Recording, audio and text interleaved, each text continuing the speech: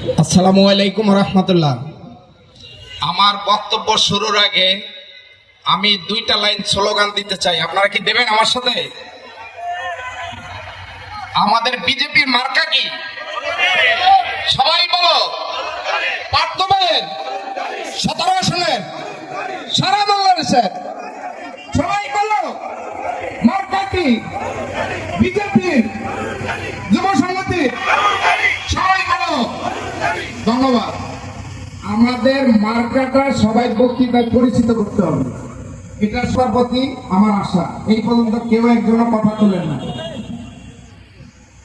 আউযু বিল্লাহি মিনাশ শাইতানির রাজিম, বিসমিল্লাহির রহমানির রহিম।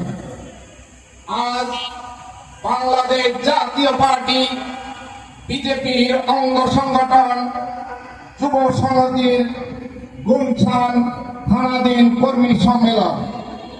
আজকের কর্মী সম্মেলনে এখান থেকে আমি দুটি কথা বলবো। একটি কথা হলো আমাদের অন্তর্বর্তী সরকারের উদ্দেশ্যে। আপনারা যখন সরকার গঠন করেন তখন আপনাদের জনপ্রিয়তা ছিল অনেক তুঙ্গে। আপনাদের প্রথম কাজ ছিল বাংলাদেশে একটি সুস্থ সুন্দর নিরপেক্ষ নির্বাচন করা। আপনারা সেই কাজটি না করে আপনারা যখন বিভিন্নভাবে সময় ক্ষেপণ করেছিলেন, আপনাদের জনপ্রিয়তা তলানিতে চলে এসেছিল। তারপরে যখন আপনারা একটি সময় নির্ধারণ করেছেন, সবাই আপনাদের প্রতি আশাবাদী হয়েছিল। তারপরে এখন বিভিন্ন রকমের ষড়যন্ত্র, মিডিয়া বিভিন্ন কিছু শুনতেছি। তারপরে আমরা বিশ্বাস করি আপনাদের ঘোষিত সময়ের ভিতরে আপনারা একটি নিরপেক্ষ সুষ্ঠু সুন্দর নির্বাচন করে একটি নির্বাচিত সরকারের আন্ডারে ক্ষমতা ছেড়ে দিয়ে আপনারা সুন্দরভাবে জনপ্রিয়তা নিয়ে চলে যাবেন। এটা আপনাদের প্রতি আমাদের আহ্বান।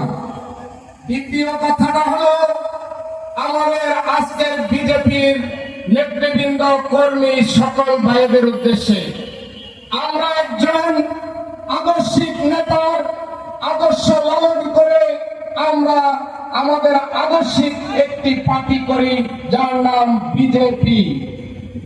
আপনারা এই আদর্শ আমাদের নেতার ধারণ করে নিজ নিজ ভাবে এমন ভাবে আমাদের দলটাকে আদর্শিক করবেন, যেমনি করে আমাদের দল আদর্শিক করে আমরা সারা বাংলাদেশটাকে আদর্শিক রাষ্ট্র হিসাবে পরিণত করবো ইনশাআল্লাহ।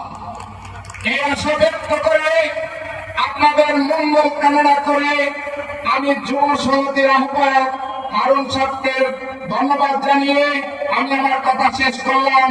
আমার একটি স্লোগান, তোমার আমার মার্কা। সবাই বলো মার্কা কি? 17 আসনের মার্কা। আল্লাহ হাফেজ। বাংলাদেশ জিন্দাবাদ, বাংলাদেশ জিন্দাবাদ, বিজেপি জিন্দাবাদ।